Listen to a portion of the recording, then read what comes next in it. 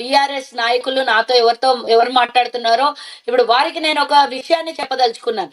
ఆమె clear cut గా చెప్తున్నప్పుడు దమ్ముంటే కేసీఆర్ గాని, హరీష్ రావు గాని, కేటీఆర్ గాని వచ్చి మాట్లాడాలి. మీకు తెలియదు కదా, లోపల అంతర్గతంగా జరిగినటువంటి విషయాలు మీకు తెలియదు. కొన్నే తెలుసు, వాళ్ళ కుటుంబ సభ్యులు ఏమేం చేసిండ్రో, ఏమేం మోసాలు చేసిండ్రో. ప్రతిపక్షంలో ఉన్నప్పుడు మేము కొట్లాడినాయన్నీ ఇప్పుడు కవిత చెప్తోంది. అంటే కాంగ్రెస్ పార్టీ ఫండింగ్ చేస్తేనే ఆమె చెప్తుంది. ఆమె దగ్గర డబ్బులు లేవండి.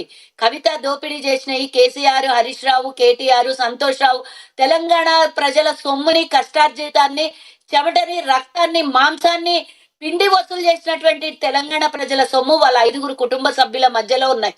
కానీ ఎందుకు వాళ్ళకి ఫండింగ్ ఒక్కరు చేసేది అవసరమా? రాష్ట్రాన్ని అమ్మేసినటువంటి పరిస్థితికి తీసుకొని వచ్చినటువంటి ఆనాటి టీఆర్ఎస్, ఇప్పటి బీఆర్ఎస్ వీళ్ళందరూ కలిసికట్టిగా అలీబాబా 40 చోర్లు అందరూ దొంగతనం చేసిరు. మళ్ళీ కొత్తగా ఒకరు ఫండింగ్, రేవంత్ రెడ్డి గారు ఫండింగ్ చేయాల్సినంత అవసరం కవితకు లేదండి. కవిత దగ్గర ఆల్రెడీ వెల్ ఎస్టాబ్లిష్డ్, లేదంటే ఆమెకు అంత సెక్యూరిటీ, ఆమె అంత ఎస్టాబ్లిష్డ్. ఆమె ఈరోజు బ్యూటీ పార్లర్ నుంచి ఈరోజు పొలిటికల్ గా ఒక రాజకీయ పార్టీ సొంతంగా పెట్టుకొని ఎదిగిన మనిషి. అంటే డబ్బు లేకుండా ఎవరు బయటకు రారు, డబ్బులు లేవంటే ఎవరు నమ్మరు. దీనికి ఉదాహరణ బిర్జు ఖలీఫాలో ఉన్నటువంటి ఫ్లాట్ అయినా కానివ్వండి, లేదా జూబ్లీ హిల్స్ లో ఉన్నటువంటి 150 కోట్ల ఇల్లు అయినా సరే, ఇంత ఇంత బయటకి చూపించేటివి ఇల్లు ఉన్నాయంటే లోపల ఎన్ని ఉంటాయో అందరికి తెలుసు. బ్యూటీ పార్లర్ లో సంపాదించి ఎవరైనా 150 కోట్ల ఇల్లు కట్టుకుంటారా అండి? బుర్జు ఖలీఫాలో మీరు నేను ఫ్లాట్ కొనగలుగుతామా? శక్తి ఉందా మనకి? మరి కవిత ఎక్కడి నుంచి కొనింది? కేసీఆర్ కవితకి మేము ఫండింగ్ చేసేటంత స్థాయి అమ్మది. వీళ్ళ కుటుంబ సభ్యులకి అదాని అంబానీకి మించిపోయినటువంటి డబ్బు ఉంది. అదానికి అంబానీకి వాళ్ళ అఫీషియల్ అయితే వీళ్ళు అన్అఫీషియల్ గా డబ్బులు సంపాదించారు. సో నేను ఒక విషయం చెప్పాలనుకుంటున్నా ఈ సందర్భంగా. బీఆర్ఎస్ నాయకులు మాట్లాడుతున్నటువంటి విషయానికి వస్తే, కవిత గగ్గోలమని సంవత్సరం నుంచి గోలగోల చేస్తోంది, బయటికి వచ్చి అన్ని విషయాలు చెప్తోంది. 1400 కోట్ల రూపాయల పార్టీ ఫండ్ ఉంది. మరి అవన్నీ తీసి తెలంగాణ ప్రజలు ఈ రోజు 1500 మంది చచ్చిపోయినారు కదా, ఇంటికి 1 కోటి రూపాయలు ఇవ్వమనింది. మరి అట్లాంటివన్నీ ఇవ్వండి, అవి అఫీషియల్ గానే ఉన్నాయి కదా, ఇవ్వండి. మీరేం సంపాదించుకొని తెచ్చిపెట్టిన పైసా కాదు. ప్రజల నుంచి మీరు అధికారంలో ఉంటే పిండి వసూలు చేసినటువంటి వివిధ కాంట్రాక్టర్ల చేత వివిధ దేశాల నుంచో లేకపోతే ఇంకా ఇతరత్ర ఎక్కడెక్కడి నుంచో వచ్చినటువంటి ఫండింగ్లవి అవి ఇవ్వండి. నిజంగానే మీకు రాష్ట్రం కోసం పోరాటం చేసిన ఉద్యమకారుల మీద నిజమైన ప్రేమ ఉంటే, యుద్ధం చేసినటువంటి వాళ్ళు. అయితే ఇక్కడ సుజాత గారు ఇంకొకటి ఆరోపణ రామ్మోహన్ గారు కూడా చేస్తున్నారు. బీఆర్ఎస్ నేతలు రామ్మోహన్ గారే కాదు, తిట్లలో పిహెచ్డి చేసిన ఇప్పుడు ప్రస్తుత ముఖ్యమంత్రి ఎవరైతే రేవంత్ రెడ్డి గారు ఉన్నారో ఆయనే అనేక తిట్ల దండకాన్ని కవిత గారికి నేర్పించారు. వీళ్ళిద్దరూ కలిసి తెలంగాణ పరువు తీస్తున్నారు తిడుతూ అని చెప్పి బీఆర్ఎస్ నేతలు ఆరోపిస్తున్నారు. సరే, కవిత కంటే రేవంత్ రెడ్డి గారు నేర్పించినారు, లేకపోతే ఆమె ఎల్కేజీలో వచ్చి ట్యూషన్ లో కూర్చుంది, మేము నేర్పించినాం అనుకుందాం. సరే, మరి నిన్న మొన్న హరీష్ రావు, కేటీఆర్ ఎంత నోటికొస్తే అన్ని బూతులు మాట్లాడుతున్నాడు. అవెవరు నేర్పించిందంటే వీళ్ళ నాన్న సంస్కృతి వచ్చిందా వాళ్ళకి? మరి చెప్పాలి, నాకు ఎవరి సంస్కృతి వచ్చిందో చెప్పాలి. వీళ్ళు ఇట్లాంటి మాటలన్నీ వచ్చి మన ముంగల మాట్లాడితే కల్లబొల్లి మాటలు ప్రజలు నమ్మే స్థితిలో ఉన్నారు. మళ్ళీ బీఆర్ఎస్ నాయకులు ఎట్లాంటి వాళ్ళు దేశానికి రాష్ట్రానికి తెలుసు. రైతులను వదిలేసి పంజాబ్ ఒక్క నిమిషం మీరు మాట్లాడినప్పుడు నేను సైలెంట్ గా ఉన్నా. నేను అంతా మాట్లాడిందాక మీరు విని మీరు జవాబు చెప్పాల్సింది చెప్పండి. మా ఆరోపణలు మేము చెప్పేటటువంటి వాస్తవాలను అన్నిటిని గమనించండి. మీ టెన్యూర్ వచ్చినప్పుడు మీరు మాట్లాడండి. సో ఒకటి, ఈరోజు కవిత నగ్నమైనటువంటి నిజాలని చెప్తోంది కాబట్టి ఆమె విషయం చెప్పట్లేదు, వాళ్ళ తండ్రి విషయం చెప్పట్లేదు. కేవలం వాళ్ళ అన్న వాళ్ళ బావయ్య చెప్తోంది. ఎందుకంటే తండ్రి కన్న తండ్రి కాబట్టి అందరు నవ్వుల పాలవుతుంది కాబట్టి చెప్పట్లేదు. ఒక్కటి, కేటీఆర్ విషయంలో కూడా చెప్తుంది. అన్ని దోపిడీ చేసిండ్రు కాళేశ్వరం మీద. ఇంతకు ముందు హరీష్ రావుకి ఇదే శాఖ ఇచ్చిండ్రు కదండి, మళ్ళా రిపీట్ చేసి ఎందుకు ఇయ్యలేదు అదే శాఖ? వాళ్ళ మామ ఇయ్యలేదు అంటే అక్కడ ఆల్రెడీ ముంచేసి కూర్చున్నాడు, వాళ్ళని స్కాములు చేసిండనే వాళ్ళ మామ మళ్ళీ ఇంకోసారి అదే పదవి ఇయ్యలేదు. మళ్ళీ ఇప్పుడు వచ్చి 3 నెలలు మాకు కాళేశ్వరంకి మంత్రిని చేస్తే. అది కాదు కవిత గారు, ఇచ్చిన శాఖ ఇవ్వాలని రూల్ లేదు కదా. మీ కాంగ్రెస్ పార్టీలో మాత్రం ఇచ్చిన శాఖలు ఎవరికన్నా ఇచ్చారా? మీకు ఒక న్యాయం, పక్క పార్టీకి ఒక న్యాయమా? మా దగ్గర అంటే మన నేషనల్ పార్టీ, అది సొంతం ఇంటి పార్టీ కదా, అది సొంతం ఇంటి పార్టీ కదా. అది వాళ్ళు నేషనల్ పార్టీయే. ఇప్పుడు టీఆర్ఎస్ కాదు, వాళ్ళు కూడా బీఆర్ఎస్ మేడం, భారత రాష్ట్ర సమితి వాళ్ళు. అవునా? అవునండి. భారతదేశంలో ఉందా అలా పార్టీ? మీకు తెలియదా ఆయన ఎన్ని రాష్ట్రాలు తిరిగారో? మా పార్టీతో వాళ్ళ పార్టీని పోలుస్తారు ఏంటండి మీరు? వాళ్ళ పార్టీతో మా పార్టీని పోలుస్తారా మీరు? పోలికంటే మీరు కాంగ్రెస్ పార్టీ ఎక్కడ ఉంది మరి ఇప్పుడు? ఎన్ని రాష్ట్రాలు ఉంది madam Congress party? Congress party అయిపోయింది. కాంగ్రెస్ పార్టీ 10 రాష్ట్రాలు ఉంది ఇప్పుడు కూడా. కనీసం పార్లమెంట్ లో మాట్లాడే హక్కు కూడా మీకు లేదు కదా? పార్లమెంట్ లో మాట్లాడే హక్కు కూడా మీకు పార్లమెంట్ లేదు కదా? ఇందిరాగాంధీ గారు ఓడిపోయారు, ప్రియాంక ఓడిపోయింది, రాహుల్ ఓడిపోయారు. ఒక్క నిమిషం నేను చెప్తా, మీరు అడిగిన దానికి నేను చెప్తా. మీరు ఒక్క ప్రశ్న వేస్తే నాకు 100 జవాబులు నా దగ్గర ఉంటాయి. సారుకారు సర్కారు దేశ్కి నేత ప్రధాని అని చెప్పుకున్న మీరు ఏడున్నది మరి? మేము ఇంకా 140 ఏళ్ల చరిత్ర అది. మీలాగా పూడ్చుకొని పోతే ఎప్పుడో పోయి ఉండాలి మనది.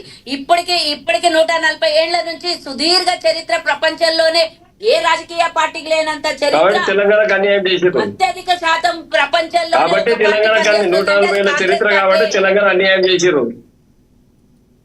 అవునా? తెలంగాణకు అన్యాయం చేసిర్రా? అందుకే అచ్చా కరెక్టే. మరి ఏం చేసిరు? టిఆర్ఎస్ పార్టీ పెట్టక ముందుకు తెలంగాణ ఎందుకు ఇవ్వలేదు? అంతకు ముందుకు నేను ఒక్కొక్క దానికి ఆన్సర్ చెప్తా. డిబేట్లలో మనం లైవ్ లో మనము అదే అంటారు మేడం. 140 ఏళ్ళ కాంగ్రెస్ పార్టీ తెలంగాణ రాష్ట్రాన్ని ఎందుకు ఏర్పాటు చేయలేదు? కేసీఆర్ గారి కంటే ముందు తెలంగాణ రాష్ట్ర సమితి పుట్టక ముందుకు తెలంగాణ రాష్ట్రాన్ని కాంగ్రెస్ పార్టీ ఎందుకు ఏర్పాటు చేయలేదు అడుగుతా ఉన్నాను నేను. ఒక్క నిమిషం. కేసీఆర్ పుట్టించిండా? కేసీఆర్ పార్టీ ఈడ తెలంగాణ తీసుకొచ్చిండా? కాంగ్రెస్ పార్టీ ఇవ్వకపోతే తెలంగాణ వస్తున్నా? కేసీఆర్ అట్లాంటి వాళ్ళు 100 మంది తప్పు మీరు అటు చెప్పొద్దు.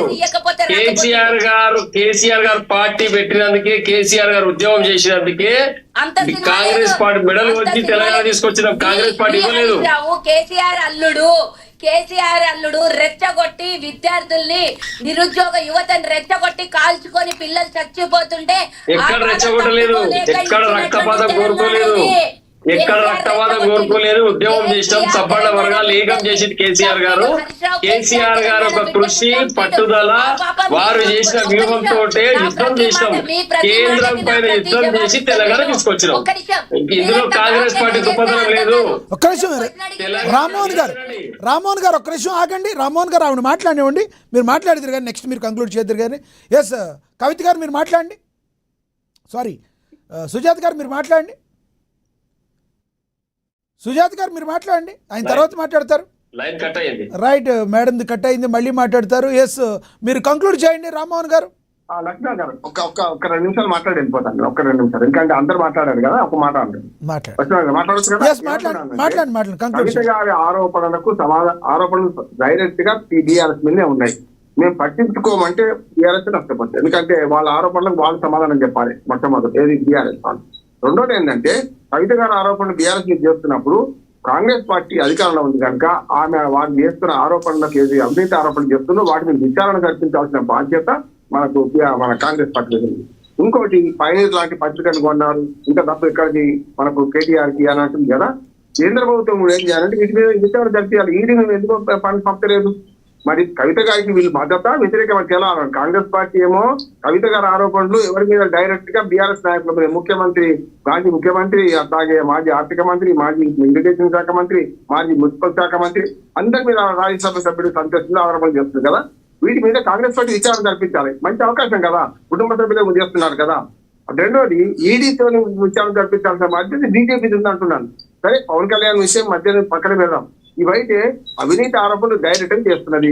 ఆమె ఆరోపణ నిజముందా లేదా తేల్చాల్సిన బాధ్యత, మనం ఎదుర్కోవాల్సిన బాధ్యత ఏమో బీఆర్ఎస్ కి. దాని మీద నిజంగా నిజాలు విచారించి, అంటే పబ్లిక్ మనీ ఉంటది కదా, పబ్లిక్ మనీ దుర్వినియోగమైంది అంటుంది కదా. ఆమె గుంటనక్క దోచుకుంటుంది అంటుంది. 100 రూపాయలు ఎక్కడ అంటున్నది? కేటీఆర్ ఏమో డైరెక్ట్ పైనీర్ పత్రిక కొన్నాడు, 188 కోట్ల డైరెక్ట్ ఆరోపణ చేస్తుంది కదా. పైనీర్ పత్రిక కొనదంటే ఎక్కడి నుంచి డబ్బులు వచ్చినాయి? 188 కోట్లు, 88 వచ్చినా అది ఇంకెప్పుడు విచారణ జరిపించారు కదా. ఇప్పుడు ఏమైందంటే బీఆర్ఎస్ మీద ఎక్కువ పెడుతున్నారు విమర్శలు అని చెప్పి సంతోషపడుతున్నారు. కానీ రేపు పొద్దున ఈమె విమర్శలు అటువైపు కూడా ఉన్నాయి కనుక వాళ్ళు కూడా కవిత మీద చర్య తీసుకుంటే వేరు. కవిత గారు ఒక ఆరోపణలు చేసింది, ప్రజలు కూడా అర్థమవుతుంది ఏంటంటే గతంలో బీఆర్ఎస్ హయాంలో ఈ అవినీతి జరిగిందని అర్థమవుతుంది. ఈ అవినీతిని నిరోధించడానికి ఏం చేయాలి? ఇప్పుడు బీఆర్ఎస్ అధికారంలో లేదు, వాళ్ళ మీద వాళ్ళు వేసుకోలేరు. కానీ ఏం చేయాలి? కాంగ్రెస్, బీజేపీ తెలంగాణ ప్రజాధారణ దుర్వినియోగమైంది, ఆ కవిత గారు ఆరోపణ చేశారు. ఈ ఆరోపణ నిజమా కాదా తేల్చాల్సిన బాధ్యత మాత్రం ఖచ్చితంగా ఈ 2 అధికార పార్టీ, కేంద్ర ప్రభుత్వం, రాష్ట్ర ప్రభుత్వం వాళ్ళ మీద బాధ్యత ఉందని నేను అంటున్నాను. రైట్ సుజాత కాజా గారు మీరేమంటారు? మాట్లాడండి. మాట్లాడలేదు, కంక్లూజన్ అయ్యాక తనకి ఇవ్వండి. యా ఎందుకంటే తన ఆంధ్ర వర్షన్ కదా, ఆంధ్ర వర్షన్ మాత్రమే మాట్లాడగలుగుతుంది. ఇక్కడ తెలంగాణ ఇష్యూ పెట్టారు కాబట్టి తెలంగాణ సబ్జెక్ట్ బాకీ కాదు మేడం, తెలంగాణ వర్షనే. తెలంగాణలో జనసేన పార్టీ ఉంది, మీరు గుర్తించట్లేదో మీకు భయం వేస్తుందో నాకు తెలియదు, కానీ తెలంగాణ జనసేన పార్టీ నేను ఉంది. చెప్పిన మాట మీకు అర్థం కానట్టుంది. ఆంధ్ర వర్షన్ అన్నా నేను, మీరు ఆంధ్రలో తెలంగాణ రాజకీయాన్ని మాట్లాడుతున్నాను, ఇది ఆంధ్ర రాజకీయం కాదు. కవిత మాట్లాడింది తెలంగాణ పవన్ కళ్యాణ్ గురించి, మాట్లాడింది కవిత గురించి కాదు, పవన్ కళ్యాణ్ గురించి అడిగారు. పవన్ కళ్యాణ్ గారి మీద పవన్ కళ్యాణ్ గారి మీద కవిత చేసిన కామెంట్స్ గురించి మాట్లాడారు. అది పక్కా తెలంగాణకు సంబంధించిన ఇష్యూనే. పవన్ కళ్యాణ్ గారు తెలంగాణ రాజకీయాల్లో రావడానికి కవిత గారికి అభ్యంతరం ఉందని చెప్పి ఆవిడ వ్యాఖ్యలు చేయడం, ఆవిడ ఆ పార్టీకి అంటే రాజకీయాలకు సంబంధం లేకుండా కూడా ఇడుపు కాగితం అనే దాని మీద నీచమైన